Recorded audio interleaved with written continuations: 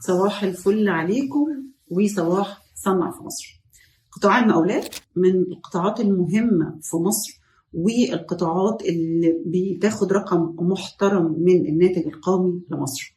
في نفس الوقت شفنا في الفترة اللي فاتت سواء الطرق أو الكباري أو كمان إن أنا عشان أوسع إن أنا أعمل أنفاق، هنا بدأ يظهر أهمية لمعرض متخصص جدا، وهو معرض متخصص في الإيرث موفينج، المعدات بتاعة الحفر والتنقيب.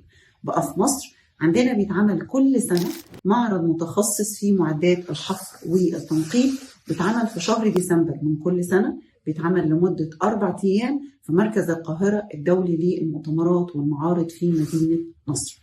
أكيد متوقعين طبعا إن الشركة المنظمة هي شركة IFG، من الشركات القوية في المعارض الهندسية، سواء المتخصصة بالمكن بالكمبريسور، بالسيارات المتخصصة، سواء برضو في المعدات بتاعة الحفر والتنقيب والإيرث موفينج بقى، والأوناش واللودرز وكل المعدات اللي بتشتغل في الإيرث موفينج.